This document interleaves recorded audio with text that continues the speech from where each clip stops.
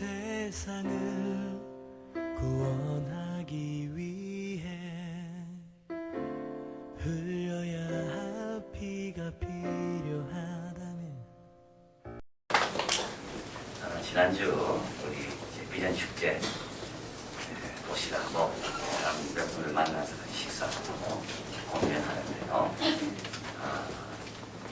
그들이 깜짝 놀라는 게 하나가 있습니다. 그건 또 다른 세계가 있다는 것을 들을 때입니다. 그들은 자기가 알고 있는 세계가 단주하게 알고 있더라고요. 직장 다니고 자녀 키우고 승진하고 그게 세계가 단주 아니고, 그래서 가정을 지키고 이게 세계가 단주 아닌데 예수 믿는 자의 삶에 대해서 이야기를 하니까 그런 세계가 있냐. 남자들이 중국 처속의 성교에 가서 거기에서 참 시골로 들어가서 성경 공부를 하면서 돌아오고 새벽에 나와서 누가 나오라고 말 안 했지만 감동돼서 나와서 기도하는 그런 세계. 변화가 일어나는 그런 세계. 봉사, 성기, 아침부터 나와서 의자를 깔고 의자로 걸레를 다 치우는 그런 세계. 또 이동은 세계의 세계. 나비 넥타이 메고 언제 어디서 이분들이 나비 넥타이 메고 특성을 하겠습니까? 이렇게 많은 그 관객을 이분들이 한다고 모여오겠습니까? 이게 또 엄청난 세계. 또 우리는 아멘으로 응답하고 하나님 앞에 찬양하면서 즐거워하고 참 우리 남성들의 입에서 주님이라고 내 사랑을 주라고 고백하는 그런 세계. 그래서 이게 보이는 게 다가 아니고요. 지금 또 엄청난 큰 세계가 또 이 땅에 지금 와 있는 거죠. 그거를 누리는 사람이 있는가 하면 그와 상관없이 사는 사람들이 있는 겁니다. 미국의 대공황세 아일랜드 농부들을 정부가 좀 도와줘야 되겠다. 그래서 일감으로 도로를 닦으라고 시켰습니다. 그래서 아일랜드 노동자, 미국에 이민 온 사람들이죠. 너무 기분이 좋아서 정부가 우리에게 참 이 국토 건설에 이런 사명을 우리에게 줬다. 또 돈도 벌 수 있으니까. 야, 이 길을 닦은 거. 그런데 어느 날 누가 소식을 듣게 됐어요. 이 길은 연결되지 않는 길이에요. 그냥 놀고 있는 사람들에게 봉급을 주려고 하니까 그냥 주기에는 그래서 아무 연결되지 않는 길, 끝날 수밖에 없는 길, 그냥 닦으라고. 그걸 알게 된 거예요. 그 다음부터 이들은 일하면서 노래를 부르지 않게 됐다. 그 다음부터는 일하면서 열심히 내지 않게 됐다. 왜? 연결되지 않는 길들을 자기가 한다는 걸 알았기 때문에. 여러분, 지금 연결되지 않는 삶을 사는 사람이 얼마나 많은지요. 지금은 연결된 것 같아서 굉장히 열심히 의미를 부여하고 일하지만 결국 어느 선에 가서는 딱 멈춰. 데드 엔드. 결국 끝날 수밖에 없는 연결되지 않는 길. 그 예수님의 비유는 거의 다 천국에 대한 비유입니다. 이 땅에서 천국, 더 큰 세계, 이 땅에서 살아가지만 끊긴 세계가 아니라 연결된 세계 속에서 살다고. 그래서 천국이었던 것을 보여주는 것이 예수님의 비유입니다. 그래서 오늘 본문에서는 예수님께서 천국 비유를 하시면서 왕이 아들의 혼인잔치에 준비를 다 해놓고 사람들을 초청하는 그런 결혼식 비유가 오늘 이 비유입니다. 여기에서 큰 또 다른 세계는 어떤 세계인가? 내가 여기에 연결되기 위해서는 내가 어떤 삶을 살아야 되는가? 그것을 여기서 말씀해 줍니다. 먼저 우리 하나님이 다스리는 하나님의 나라라 그러죠. 하나님을 경험할 때 우리가 누릴 수 있는 그 평화의 그 상태, 하나님의 통치가 임하는, 그래서 점점 통치가 지금 종말을 향해서 가고 있는데요. 이 하나님의 나라, 이 나라는 어떤 나라인가? 이 나라는 결혼식처럼 행복한 나라라고 이야기합니다. 여기에 초청받아 오면요, 먹을 것이 너무 많이 있고, 여기에 오면 음악이 있고, 여기 오면 즐거움이 있는 것이 하나님이 우리를 부르는 초청의 나라라는 겁니다. 근데 여러분, 이거는 환경이 나빠도 감옥에서도 하나님 나라를 경험하면 찬양이 나오는 겁니다. 하나님의 임재를 경험하면 세상이 전부 아름답게 다 보이는 것이 이게 하나님의 통치를 받을 때 우리가 경험하는 거예요. 그래서 하나님께서 우리를 오라고 할 때는 어디로 오라고 하는가 하면 결혼식처럼 모든 근심을 다 잊고 신랑 신부의 그 아름다움과 그 참 기쁨을 함께 축하하는 바로 그곳이 하나님께서 우리를 부르시는 곳이에요. 그리고 또 오늘 본문에 보면 소도 잡고 살찐 가축도 다 잡고 모든 것이 다 준비되어 있습니다. 매튜 헨리는 이렇게 준비된 것을 이렇게 말합니다. 하나는 교제를 위해서, 하나는 풍요로움을 위해서, 하나는 웃음을 위해서 다 준비되어 있는 거예요. 그래서 그냥 빈손 들고 오면 되는 겁니다. 이게 하나님이 초청하는 것입니다. 자격을 따지지 않아요. 그냥 오면 되는 거예요. 그러니까 은혜로 부르시는 것이죠. 그래서 여러분 핑계댈 수가 없는 것이 또 하나님의 나라입니다. 하나님 나라에 이래서 못 갔다. 왜냐하면 하나님 나라에 오는 조건은 단 하나, 초청에 응하는 건 거기 때문에. 근데 이 하나님의 나라는 그런 자발성을 갖고 있습니다. 오늘 본문에 보면 안 오는 사람도 있습니다. 이 기쁨의 결혼식의 축하가 진정한 것이 되기 위해서는 자발적이 되어야 되겠죠. 억지로 와가서 그 하객들의 축하는 진정성이 떨어지겠습니다. 자, 그래서 이 비유에서 하나님이 다스리는 것은 어떤 것인가? 자발적으로 기쁨으로 와 있는 사람들의 모임이고, 그리고 하나님이 준비해놓은 생각지도 못했던 풍성한 것들을 날마다 누리는 삶이고, 그리고 또 한 가지는 정말 하나님께서 우리를 좋은 곳으로 부르시고 가장 안전한 곳, 가장 복되고. 자, 그런데 오늘 본문에 보면 이런 하나님의 통치에 합당하지 못한 사람, 다시 말하면 이걸 누리지 못하는 사람이 나옵니다. 첫째는 누구냐 하면 청함을 받고도 가지 않는 사람입니다. 오늘 본문에 한번 가볼까요? 2절입니다. 같이 읽습니다. 3절입니다. 같이 읽습니다. 그 종들을 보내어 그 청한 사람들에게 혼인잔치에 오라 하였더니 오기를 싫어하거늘. 이 사람들은 누구죠? 이미 온다고 약속한 사람들입니다. 이 당시 결혼식을 할 때 초청장을 2번 보냈다고 합니다. 첫 번째는 이제 얼마 있으면 결혼식 합니다. 올 수 있습니까? 옵니다. 그리고 그날이 임박하면 하루 전쯤 또 사람을 보내는 겁니다. 이제 당신이 온다고 해서 다 준비해놨기 때문에 내일 오시면 됩니다. 그래서 지금 종을 보낸 것이 2번째 보낸 겁니다. 그래서 청한 사람들에게 보낸 겁니다. 온다고 약속한 사람들에게 보낸 거예요. 그런데 못 온다는 겁니다. 또 다시 다른 종을 또 보냅니다. 3번째 보내는 거죠. 근데 그 사람들은 또 못 온다고 이야기합니다. 보통 이 성경을 주석하는 사람들은 3가지 이유 때문이라고 해요. 첫째는 처음에는 간다 했는데 알고 보니 그건 왕의 아들의 잔치이기 때문에 너무 높은 자리라서 자기처럼 부족한 사람 못 가겠다. 나는 이제 알았다. 내가 그 자기가 없다는 것을. 그래서 못 온다는 거고. 또 어떤 사람, 어떤 2번째는 이 사람들은 불충성스러운 사람. 불충성스러움의 특징은 왔다 갔다 하는 사람이죠.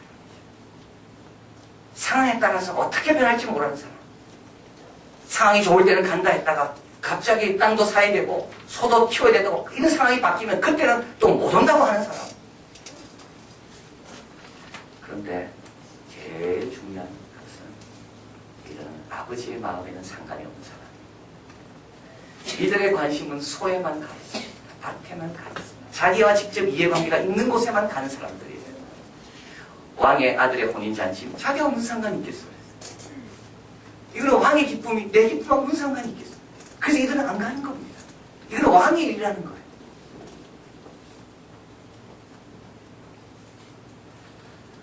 고난 때문에 안 오는 게 아닙니다. 다 준비가 됐죠. 준비가 부족해서 불만스러워서 오지 않는 것도 아닙니다. 웃음, 대화, 풍요, 교제를 위한 음식들로 가득 차 있습니다. 초청장을 받지 못해서 안 오는 것도 아닙니다. 3번이나 보냈잖아요. 왜 안 옵니까? 왕의 기쁨이 별로 신나지 않았어요. 내하고 상관없었어요. 자기 이익에만 집착합니다. 이런 성도를 가리켜서 고양이 성도라고 합니다. 강아지 성도와는 아주 대비되는 고양이 성도. 최근에 선물 받은 책 제목이 강아지 성도와 고양이 신자. 이 저자가 강아지와 고양이를 같이 키우게 됐는데요. 인간과 가장 가까운 동물인 강아지와 고양이가 어떻게 이렇게 다를 수가 있나요? 강아지는 이렇게 생각한다고 합니다. 자기를 잘 해주면 아, 나에게 내 주인이 너무 좋은 주인이구나. 고마워한데. 근데 고양이는 자기에게 잘해주면 내가 이렇게 존귀한 주인이구나. 이렇게 생각합니다. 강아지에게는 주인이 있지만 고양이에게는 부하 직원만 있다. 강아지는 주인이 시키는 훈련을 받아내지만 공아지 우리가 둘 다 있기 때문에 그래요. 고양이는 훈련이 안 되는 거예요. 여러분 가만히 보십시오. 맹인들을 안내하는 안내견 다 강아지지 고양이. 우리가 들었던 이야기 가운데 누가 빠졌습니다. 그러면 걔가 물을 막 살려냈다는 그런 이야기들은 다 강아지 이야기지 고양이가 이야기가 아닙니다. 강아지는 충성합니다. 그러나 고양이는 자기밖에 몰라요. 자기 이해관계가 얽힐 때만 거기 있고 그렇지 않으면 자기 길로 가는 게 고양이다. 오늘 초청장을 받고도 오지 않는 이런 사람들은 고양이 성도입니다. 고양이 성도. 아버지의 마음이 어떤지 잔치를 다 돌려놓고 그래서 자기 아들이 참 결혼할 때 많은 사람이 와서 함께 기뻐해 주려고 하는 그 아버지의 마음은 전혀 상관이 없고 토마스 아담스는 말합니다. 하찮은 조반을 좋아하는 사람들은 어린 양의 영광의 잔치에 참여하지 못한다. 이들은 누굴까요? 유대인들이에요. 처음에 아브라함의 후손으로 처음에 초청장을 받았는데 예수님이 오시니까 관심이 없어. 아버지의 마음이 관심이 없어. 자기들이 받게 됩니다. 자, 그래서 이렇게 좋은 것을 경험하지 못합니다. 두 번째 또 부류가 있는데 오늘 본문 같이 한번 볼까요? 11절, 12절에 있습니다. 임금이 손을 보러 들어올 때 거기서 예복을 입지 않은 한 사람을 보고 12절입니다. 가로대 친구여 어찌하여 예복을 입지 않고 여기 들어왔느냐 하니 저가 유부무원이었들. 두 번째, 이 자리에 왔지만 쫓겨나는 또 다른 사람이 있습니다. 첫 번째 사람은 아예 들어오지도 않은 사람이고 두 번째 사람은 와 있지만 쫓겨나는 사람. 예복을 입지 않고 있는 사람. 예복을 입지 않는다는 말은 뭘까요? 잔치에 오면은 보통 이제 부잣집에서는 좋은 옷을 준비했다가 이제 그 예복이죠. 다 입힌다고. 왜냐하면 그냥 옷 가지고는 서로 이렇게 차이가 나잖아요. 그리고 조금 좀 좋지 못한 옷을 입고 온 사람은 잔치 분위기를 좀 살리지 못합니다. 그래서 이 잔치에 걸맞는 옷을 준비해놨다가 사람들이 오면 하나씩 하나씩 다 입혀준다고. 그래서 어떻게 돼요? 잔치의 품격이 확 높아지는 거예요. 너무 중요한 거 아닙니까? 하나님 나라의 품격이 높아지기 위해서 하나님께서 우리에게 예대해 놓은 것이 많이 있다는 거죠. 그거 안 입으면 우리는 우리의 품격 가지고는 하나님 잔치의 품격을 올릴 수가 없는 겁니다. 근데 예복을 거절한 사람은 누구냐 하면 나는 괜찮다고 생각하는 거예요. 하나님이 주인이 준 걸 안 받아. 그래서 어떻게 됩니까? 전체의 품격을 떨어뜨리는 사람이죠. 하나님이 주는 것을 받으면요 품격이 달라집니다. 하나님이 주는 말씀을 듣고 하나님이 주시는 연단을 제대로 받으면 우리는 그 잔치에 합당한 그 품격만큼 성장하게 되는 겁니다. 그런데 괜찮다고 생각합니다. 하나님 주시려고 안 받으려고 그래. 그래서 또 보니까 하나님으로부터 받은 게 하나도 없어. 그러니까 안 맞는 거죠.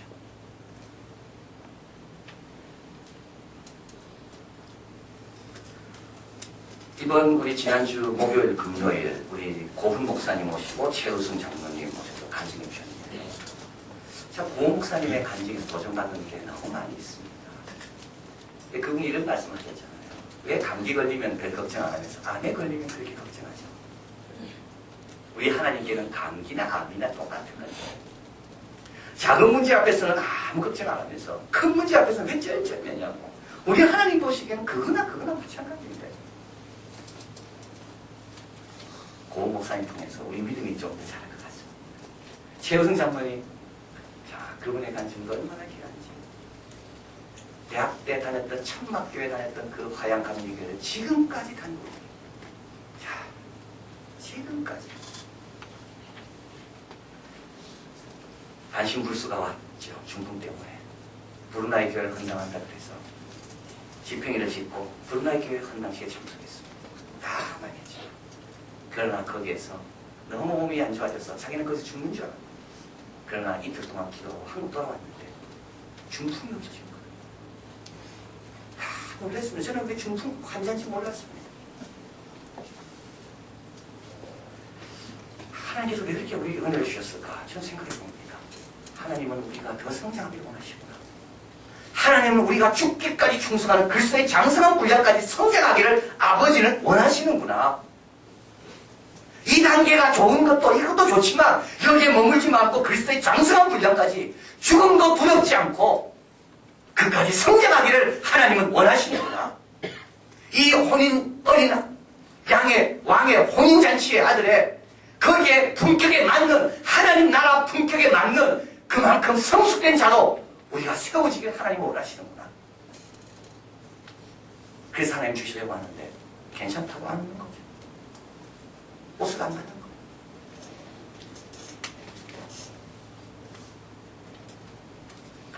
이사야서 55장 너희는 여호와를 만나만 할 때 찾으라. 가까이 계실 때 그를 부르라.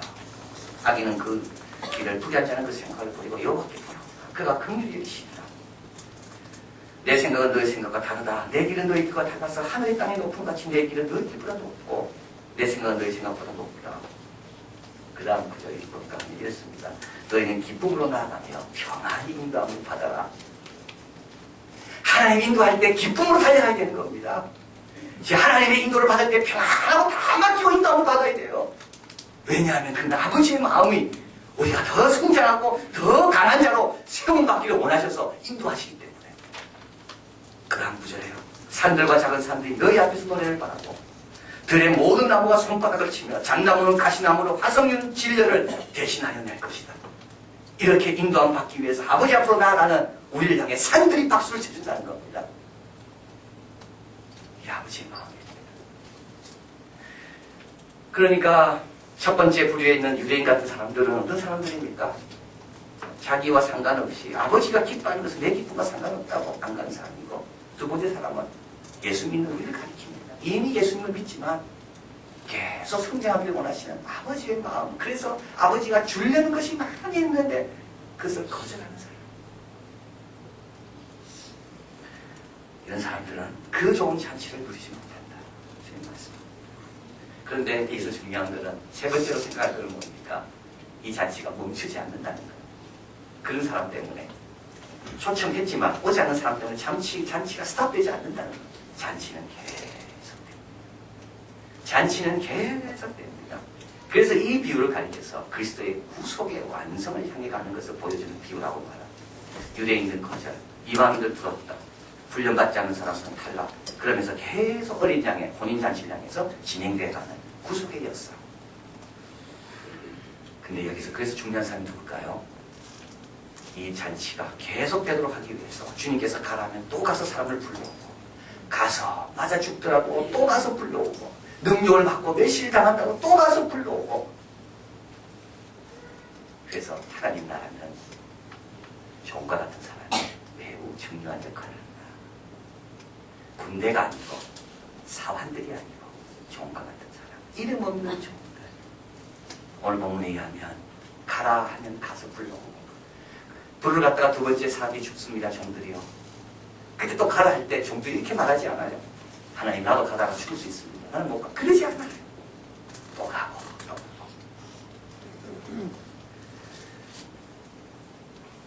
한국 초기 선교에 큰 역할을 한 사람들이 있습니다.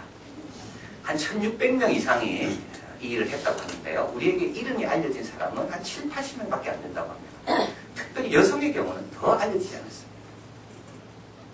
성경이 번역됐습니다. 한국말로. 그 다음 단계가 중요한 게 있는데 이 번역된 성경을 방포하는 것이 중요한 과정입니다. 근데 지금처럼 기독교 선언 같은 게 없거든요. 그래서 이걸 성경을 방포해야 되는데 이걸 누구한테 맡길 거냐?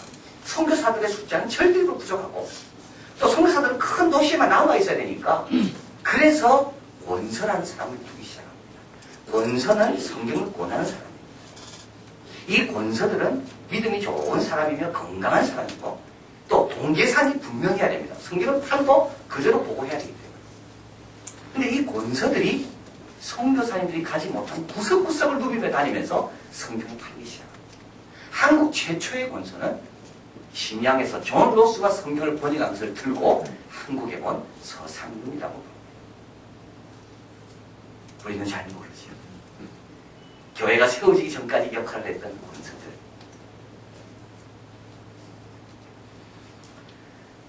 강원도에서 활동한 박근삼이라는 권서, 1912년부터 19년까지 2만여 권의 강권 성경을 방부하며 전도에 진력했습니다. 수많은 난관과 어려움, 목숨을 무릅쓰고 마을로 들어가는 겁니다. 때로는 열매가 없어 마음이 무거울 때도 있었지만 그가 짊어지고 나르는 성경은 그에게 짐일 뿐만 아니라 그에게 힘이 되었다고 말합니다. 경기도에서 활동하던 김도진 권서, 클락 선교사는 이렇게 보갑니다. 걸을 수 있는 한 최선을 다해 일하다가 지난 8월에 순직했다. 비록 그는 총명한 인물은 아니었지만 철두철미한 사람이었기 때문에 비가 오나 눈이 오나 매달 400권의 성경을 신실하게 팔았다. 나는 순회중 그를 만났는데 그의 수염에는 고드름이 달려 있었고 혹한 속에서도 이 집 저 집으로 다니는 그의 모습. 여성들 권세가 더 생겨나기 시작합니다. 왜냐하면 여성들의 성경을 또 전달해야 되는데, 성경을 가르쳐야 되는데 남자들이 하기 어렵거든요. 여성들이 또 일어난 거예요. 그래서 이 당시 여성에게 진정한 해방의 빛을 제해준 사람은 누구였는가? 여성 권사였다고 말합니다.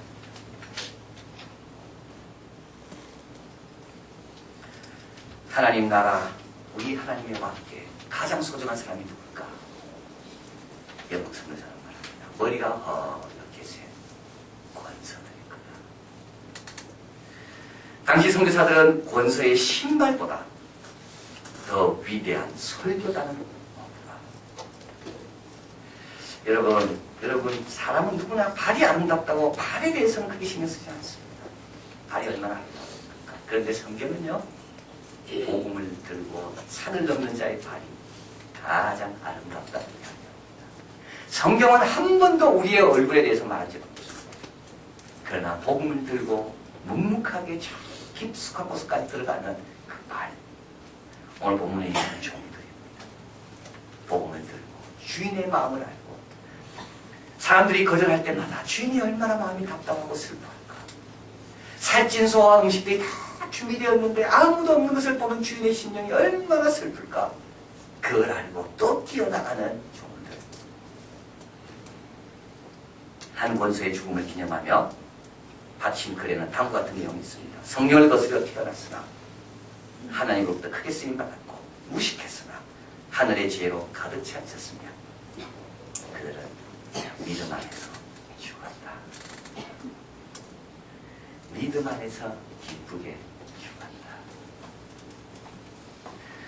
여러분, 이번 주 목요일 금요일 전도 집회와 청소년 초청 집회가 있습니다. 여러분 발은 어떻습니까? 주인의 마음, 아버지의 마음을 헤아리면서 열심히 끼고 있습니까? 아름답도다. 산을 넘는 자들의 발이요. 하나님 나라는요, 이런 사람을 통하여 확장되고 이런 사람을 통하여 다른 사람들이 새 세계를 경험합니다. 총명하지 못해도 똑똑하지 못해도 복음을 들고 발을 움직이는 그 사람을 통하여 잔치의 손이 가득하게 됩니다.